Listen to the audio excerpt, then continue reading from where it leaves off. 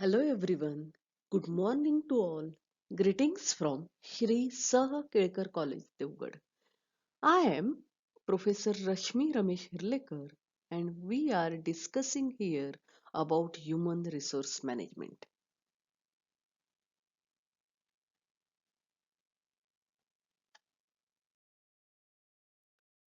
Learning objective of this lecture. Today we will discuss about functions of human resource management. Functions of human resource management are divided into two parts. First one is managerial function and second one is operative function. Functions of human resource management. The HR functions can be divided into two parts, that is, first managerial function, second operative function. Managerial function of HRM are planning, organizing, directing and controlling. We will discuss about it in detail in next slide. Students, we have seen that functions of human resource management can be divided into two parts, managerial functions and operative function. In managerial function, the first function of human resource management is planning. Planning includes forecasting manpower requirement, employee turnover, planning for selection, training program, performance appraisal, increment, promotion, etc. विद्यार्थी मित्रांनो, managerial function मध्ये planning हे पहिलं function human resource मॅनेजमेंटचं आहे, ज्यामध्ये manpower forecast, मॅनपॉवरच्या गरजा किती आहेत त्याचा अंदाज घेणं, एम्प्लॉई टर्नओव्हर रेट काय आहे, तसंच एम्प्लॉईचं सिलेक्शन, त्यांचा ट्रेनिंग प्रोग्राम याचं प्लॅनिंग करणं, how their performance will increase, performance appraisal, increment and promotion या सर्व विषयीचं प्लॅनिंग, व्यवस्थापन, प्लॅनिंग या फंक्शनमध्ये होतं. नुसतं प्लॅनिंग करून चालत नाही, तर second function of managerial function काय आहे? Organising. The management involves getting things done through and with people. म्हणजे कोणतीही मॅनेजमेंट असेल तर त्या मॅनेजमेंटला लोकांच्या माध्यमातून काम करून घ्यायचं असतं, थ्रू अँड विथ पीपल. लोकांबरोबर काम करायचं असतं आणि लोकांकडून काम करून घ्यायचं असतं. Organisations involves finalising major activities that are necessary, grouping them into homogeneous units and allotting those activities to individual or group of individual and establishing interrelationship within the organization. विद्यार्थी मित्रांनो, आपण बघितलं की नुसतं प्लॅनिंग करून चालत नाही, तर ऑर्गनायझिंग करावं लागतं. या ऑर्गनायझिंग मध्ये आपल्याला लोकांकडून कामं करून घ्यायची असतात आणि त्यांच्या बरोबर पण काम करायचं असतं, आणि त्यामुळे organising involve finalizing major activities that are necessary, grouping them into homogeneous unit. म्हणजे कोणत्या ऍक्टिव्हिटीज आवश्यक आहेत, ज्या करून घ्यायच्या आहेत, त्या ऍक्टिव्हिटीजचं ग्रुपिंग करणं होमोजेनियस युनिट मध्ये, म्हणजे समान प्रकारच्या ऍक्टिव्हिटीजचं ग्रुप करणं, आणि ह्या activities allotting to the individual or group of individual, त्या लोकांना करायला देणं, आणि establishing inter relationship within organisation.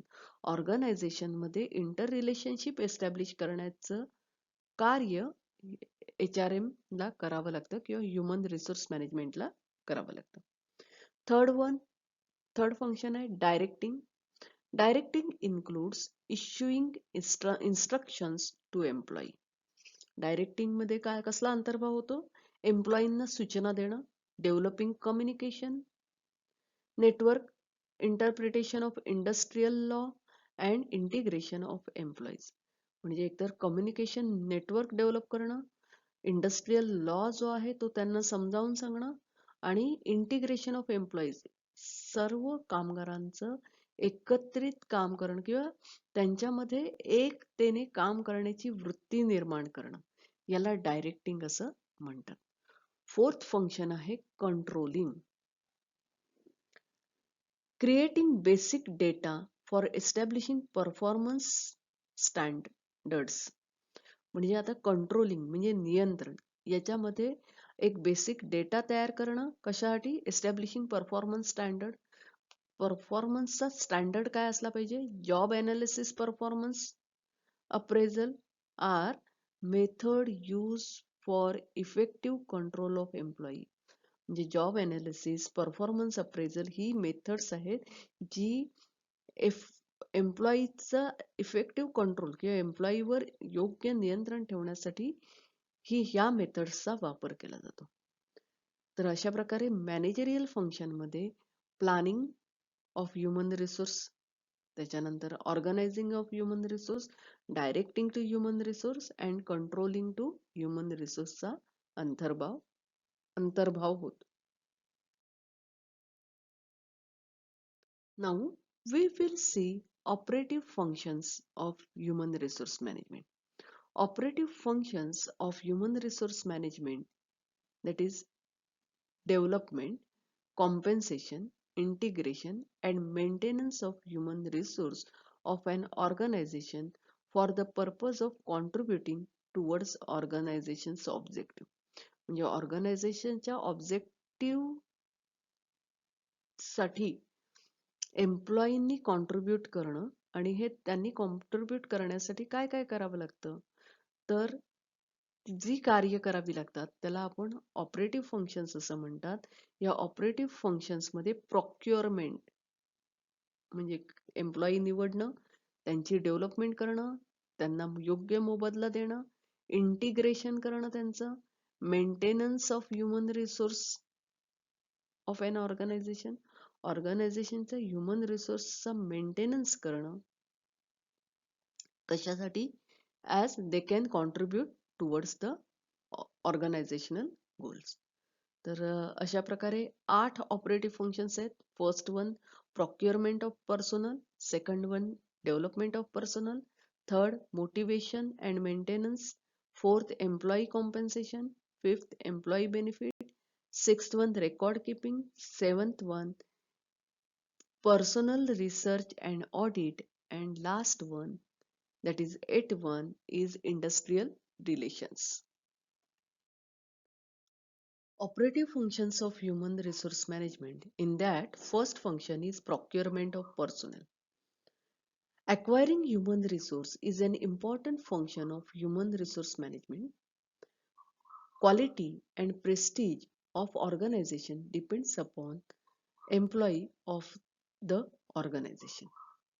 बघा, एकतर पहिली गोष्ट, कोणत्याही ऑर्गनायझेशनसाठी योग्य ह्युमन रिसोर्स अक्वायर करणं, मिळवणं हे महत्वाचं कार्य आहे HR डिपार्टमेंटचं. कोणत्याही ऑर्गनायझेशनची क्वालिटी, त्याचं प्रेस्टीज हे त्या ऑर्गनायझेशनच्या एम्प्लॉईवर अवलंबून असतं. It deals with determination of man power requirement. म्हणजे त्या ऑर्गनायझेशनची मॅन पॉवर ची रिक्वायरमेंट किती आहे, recruitment, selection, placement and induction. म्हणजे प्रोक्युअरमेंट ऑफ पर्सनल मध्ये ऑर्गनायझेशनची रिक्वायरमेंट किती आहे, रिक्रुटमेंट कशा प्रकारे करायचं, सिलेक्शन कशा प्रकारे करायचं, प्लेसमेंट कशा प्रकारे करायचं आणि इंडक्शन म्हणजे त्या एम्प्लॉईंना कसं कामाप्रती प्रेरित करायचं, हे सगळं प्रोक्युअरमेंट मध्ये येतं. सेकंड फंक्शन आहे डेव्हलपमेंट. नुसतं प्रोक्युअरमेंट करून चालत नाही, तर डेव्हलपमेंट करावी लागते. With help of acquired knowledge and skills a person can improve his performance in the organisation. म्हणजे नॉलेज आणि स्किलच्या माध्यमातून व्यक्ती त्याचा परफॉर्मन्स डेव्हलप करू शकतो. Also framing policies with regard to promotion, increment, performance appraisal is required for development of people in organization. म्हणजे policy तयार करणं आणि कशा प्रकारच्या, with regard to promotion, एम्प्लॉईचं promotion, त्यांचं इन्क्रीमेंट, त्यांचा परफॉर्मन्स अप्रेझल आणि डेव्हलपमेंट ऑफ पीपल कशी होईल, या चा विचार करून पॉलिसीज तयार करण्याचं काम HR डिपार्टमेंटला करावं लागतं. Motivation and maintenance function of HRM. Employee may be physically, mentally, technically fit but may not be willing to work. Motivation depends upon the factors such as one's own need, personality, personal policies, reward, mechanisms, and career opportunities. म्हणजे एखादा employee हा शारीरिक दृष्ट्या, मानसिक दृष्ट्या, technically दृष्ट्या सुद्धा fit असतो, पण तरी सुद्धा तो काम करायला इच्छुक नसतो. आणि त्यासाठी मोटिवेशनची गरज आहे. हे मोटिवेशन कोणत्या कोणत्या फॅक्टर्सवर अवलंबून असतं, तर त्या व्यक्तीच्या स्वतःच्या गरजा, त्याची पर्सनॅलिटी, त्याच्या पर्सनल पॉलिसीज काय आहेत, रिवॉर्ड मेकॅनिझम कसं अपेक्षित आहे त्याला, त्याला उपलब्ध असलेल्या करिअरच्या संधी कोणत्या आहेत. The maintenance is concerned with providing those conditions that are necessary to maintain employee committed to the organization. Maintenance चा अर्थ काय? तर providing those conditions that are necessary to maintain employee committed to the organization. Employee organization she committed असेल, राहील अशा प्रकारच्या conditions provide करणं हे मेंटेनन्स मध्ये येतं. फॉर एक्झाम्पल हेल्थ असेल किंवा सेफ्टी मेजर्स आणि welfare facilities etcetera. Fourth function आहे employee compensation. Means determination of adequate and equitable remuneration for employee for their contribution to the organisational goal. म्हणजे एम्प्लॉईंनी ऑर्गनायझेशनल गोलसाठी कॉन्ट्रीब्यूट करण्यासाठी जे कॉम्पेन्सेशन द्यावं लागतं, त्या कॉम्पेन्सेशनचा अर्थ काय, तर ॲडिक्वेट आणि इक्विटेबल रेम्युनरेशन. एम्प्लॉईला रेम्युनरेशन देणं, ते पुरेसं आणि योग्य रेम्युनरेशन देणं.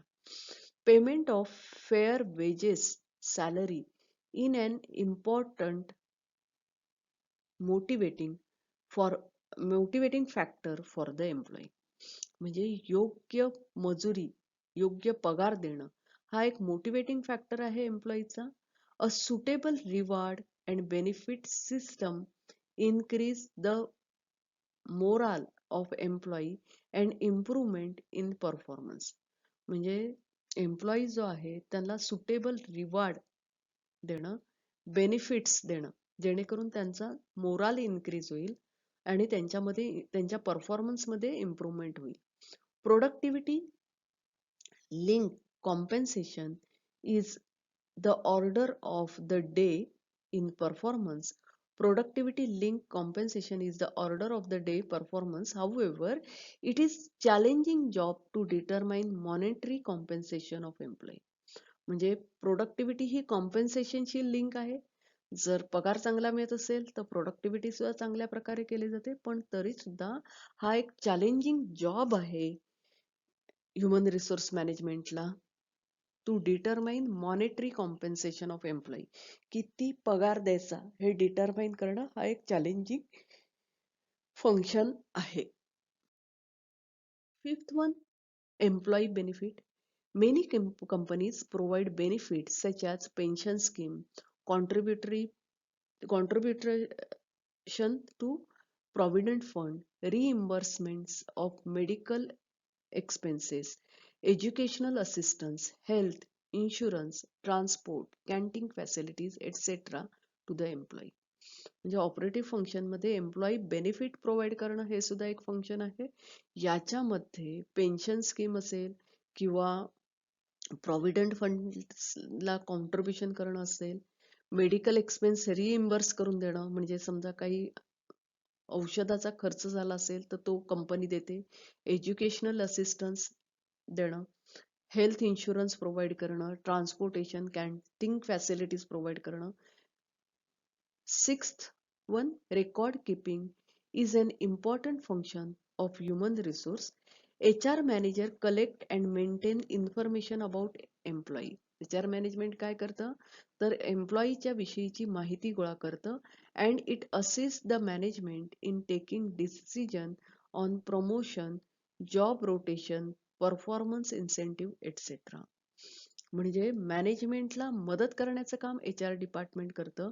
कशा संदर्भात? तर निर्णय घेण्याच्या संदर्भात, तसंच जॉब रोटेशन, परफॉर्मन्स इन्सेंटिव्ह कशा प्रकारे द्यायचं या संदर्भात मॅनेजमेंटला असेस करण्याचं काम HRM करतं.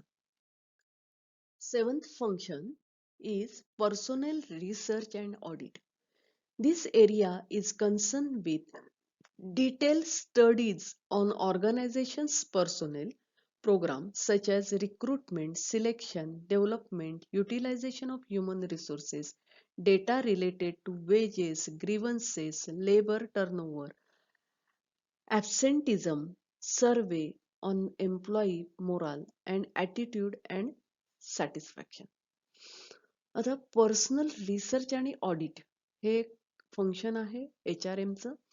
यामध्ये detail studies of organisational personnel म्हणजे एम्प्लॉई जो आहे त्यांचा अभ्यास करणं, पर्सोनेल प्रोग्राम त्याचा अभ्यास करणं, जसं की रिक्रुटमेंट असेल, सिलेक्शन, डेव्हलपमेंट, नंतर ह्युमन रिसोर्स कशा प्रकारे युटिलाइज करायचा त्याच्याविषयीची डेटा जी आहे, data of wages, grievances, labour turnover, absenteeism survey आणि एम्प्लॉईचा मोराल कसा वाढेल किंवा तो वाढण्यासाठी काय काय केलं, ॲटिट्यूड आणि सॅटिस्फॅक्शन याविषयीची माहिती गोळा करण्याचं काम HRM ला करावं लागतं. And last one, industrial relation. Industrial relation includes all activities of employer-employee relationship such as trade union, negotiation of contract, collective bargaining, grievances, handling, disciplinary action, arbitration, etc. All aim at preventing conflict between two participants. आता industrial relation मध्ये सर्व ऍक्टिव्हिटीजचा अंतर्भाव होतो ज्यामध्ये employer employee relationship याचा विचार केला जातो.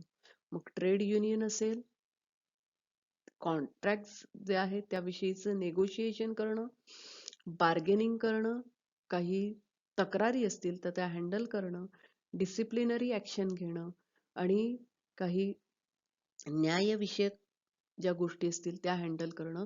आणि ह्या सर्व करत असताना एम्प्लॉयर आणि एम्प्लॉई मध्ये कॉन्फ्लिक्ट होणार नाहीत याची काळजी घेणं हे कार्य HRM ला करावं लागतं. Today we have discussed about two types of functions of human resource management. The first one, operative and managerial function. Now we will stop here. Thank you. We will meet again in next lecture and happy learning to all of you.